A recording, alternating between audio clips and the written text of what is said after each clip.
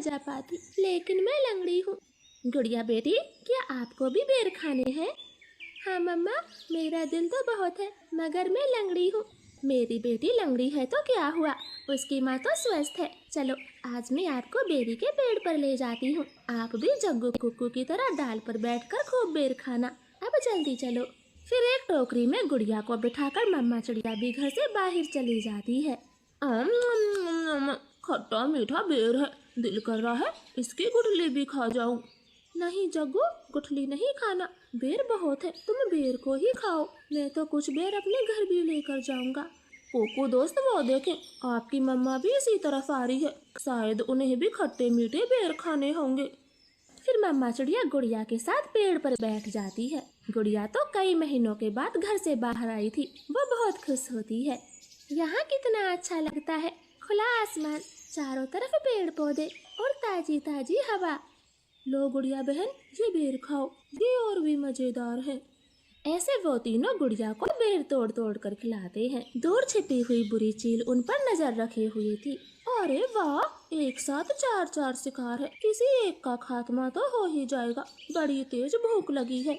फिर वह बुरी चील धीरे धीरे बेरी के पेड़ तक पहुंच जाती है और एकदम से उन्हें घेर लेती। जग्गू और कुकू तो डर के मारे मम्मा चिड़िया के पीछे छुप जाते हैं।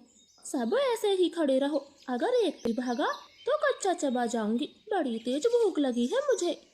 नाना चील जी, हमें जाने दे, हमारी जान बख्श दे, छोटे बच्चों पर रहम करे। नाना चिड़िया, किसी एक को तो अपना शिकार बनाकर ही खाऊंगी। चील उनके सामने बैठी थी। तभी धीरे से जग्गू कौवा कुक्कू के कान में बोलता है, कुक्कू दोस्त, इस चील को गुड़िया को सौंप देते हैं, वैसे भी गुड़िया लंगड़ी है, ये जी कर क्या करेगी, कम से कम हम तीनों की तो जान बचेगी। जग्गू की ये बात सुनकर कुक्कू तुरंत अपनी माँ से बोलता है, मम्मा मम्मा, गुड़िया को यहीं छोड़ दो और चलो यहाँ से, हम अपनी जान बचाते हैं। हाँ भाई, ये भी ठीक है, मेरा काम इस लंगड़ी चिड़िया से ही चल जाएगा, तुम सब चले जाओ। चील ने इतना कहा ही था कि तभी रानो चिड़िया जोर से चील को धक्का मारती है और पेड़ से नीचे गिरा देती।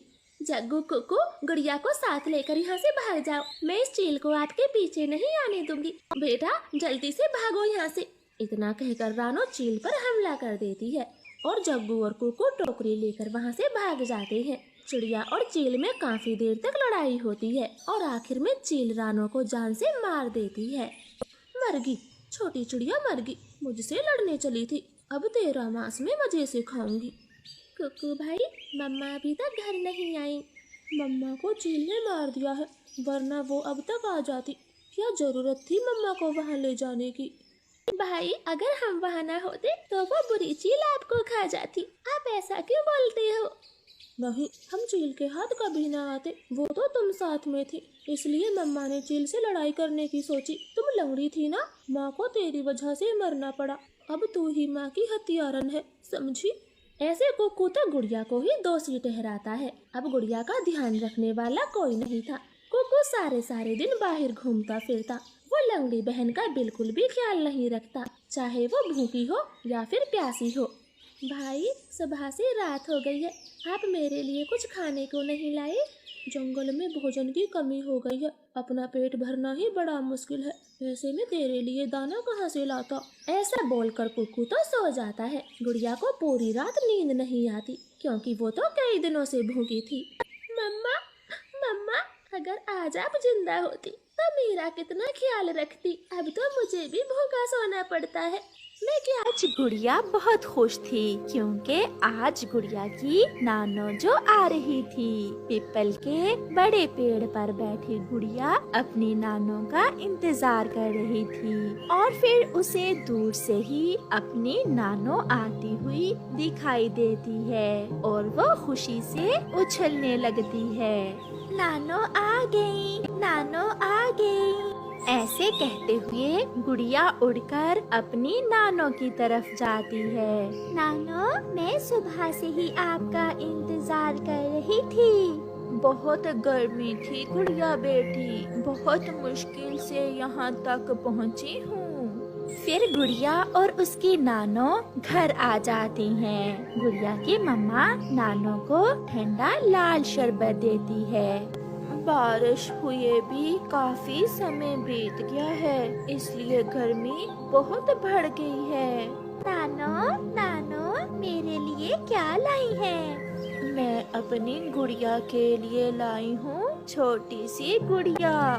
ये कहते हुए गुड़िया की नानो अपने थैले से गुड़िया को एक गुड़िया निकाल कर देती है, जिसे देखकर गुड़िया बहुत खुश होती है। माँ, सब पड़ोसी ठीक थे क्या? हाँ बेटी, सब ठीक थे। तुम तो आई नहीं मुझसे मिलने, सोचा मैं ही मिल आती हूँ। फिर वो सब ऐसे बातें करते हैं। फिर शाम को गुड़िया की मम्मा नानो को खाना देती है। मम्मा, मैं भी खाना नानो के साथ ही खाऊंगी। हाँ हाँ, क्यों नहीं, मेरी बेटी मेरे साथ ही खाना खाएगी और मैं नानो के साथ सोऊंगी भी। फिर गुड़िया और उसकी नानो खाना खा लेती हैं थी और जंगल में मच्छर भी बहुत था। पहले तो वो सब बैठकर बातें करते रहते हैं, मगर जब गुड़िया की मम्मा सोने के समय अपना पंखा चलाती है तो वो खराब था। एक धुआं सा निकलता है और थोड़ा सा चलने के बाद पंखा बंद हो जाता है। ये क्या हुआ गुड़िया बेटी, इस पंखे को भी आज ही खराब होना था।